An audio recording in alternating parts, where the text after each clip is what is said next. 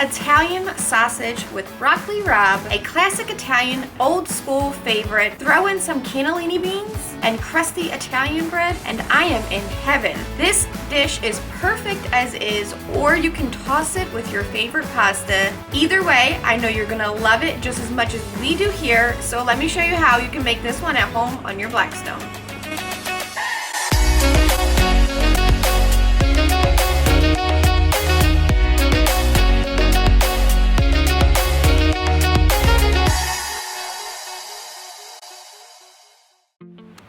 Italian sausage with broccoli rabe, also known as rapini, is a staple around here and something that I just can't live without. But if you've never had broccoli rabe, or you're afraid to try it because it is known as a bitter vegetable, a taste that you either love or hate, it is so healthy for you. You could easily switch this out and use regular broccoli, although you'll get a much different flavor to this dish. I'm gonna show you how to make this. I'm adding in some beans and serving it with crusty bread. You could really stretch a buck and serve this tossed with your favorite pasta, and it will feed a large family. I've got 2 bunches of broccoli rabe. If you're unfamiliar with this, the entire thing is edible from the leaves to the buds, the stems, everything. I do cut off about 1 inch off the bottom, and from there you could leave this broccoli rabe whole and cook it down, or I like to cut this into bite-sized pieces.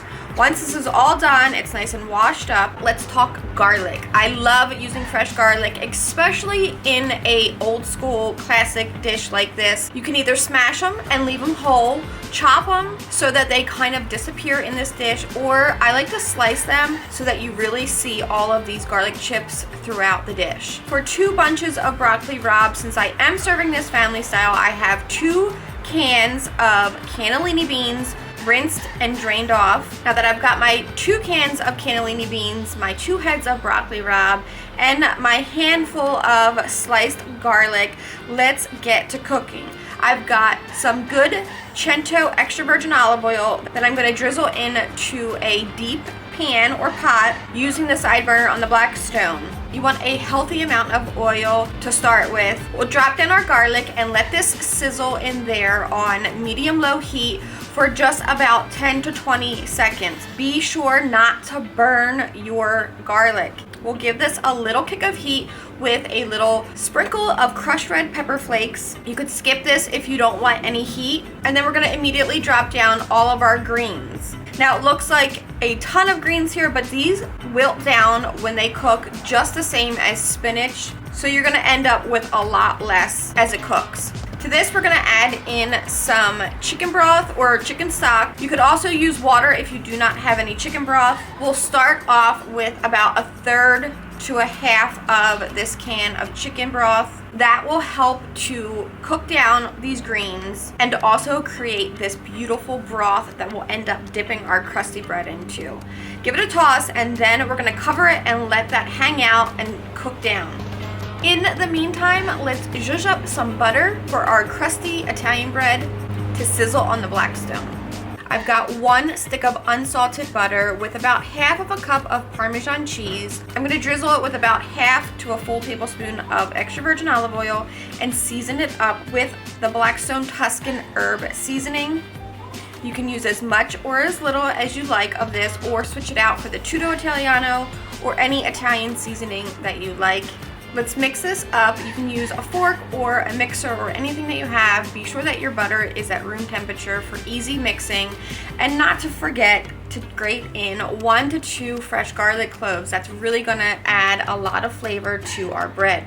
Pop over and check on your greens, giving them a stir. You'll notice they are just so beautiful and bright in color. At this point, you can give it a little extra drizzle of extra virgin olive oil if needed. Season up your greens with some fresh black pepper and some sea salt, and just enjoy the smell that these give off. Let's get our Blackstone preheating to medium heat and talk sausage. Now, I usually don't buy fully cooked sausage, although I do love this brand, and I love the shortcut of being able to slice this up even if it's the night before and dropping it down on the Blackstone to really caramelize and give it that nice crust on each slice of sausage. Although if you do buy raw sausage, just fully cook it on the griddle and then slice it up, or you can even pull it out of the casing and make little sausage meatballs with the meat. Either way, I love this brand, so let's get it sliced up and jump over to our Italian bread. I'm gonna slice that up as well, lathering it up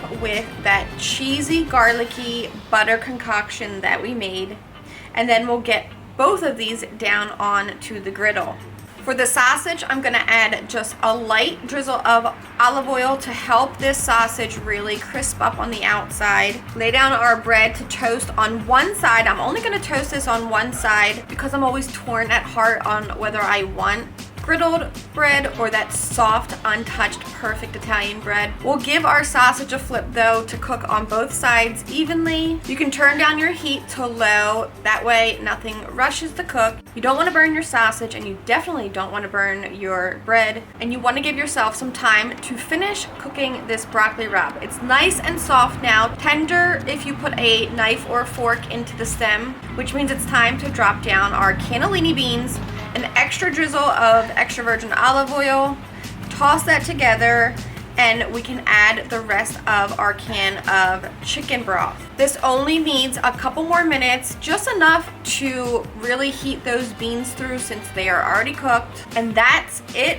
Everything is done at the same time. So we're gonna plate this up in a nice big family style serving bowl or dish.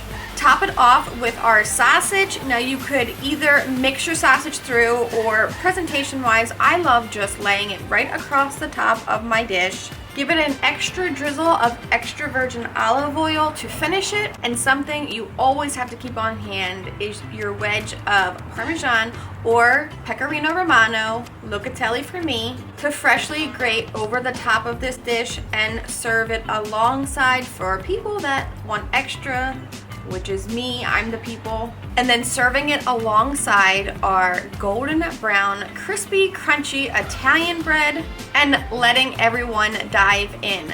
This again is perfect just as is, or married with your favorite pasta. Serve this alongside a nice vinegary salad, and you guys got yourself a perfect old school classic that I'm gonna go enjoy with a glass of wine. I can't wait to see you guys making this at home because I know you're gonna love it just as much as we do here.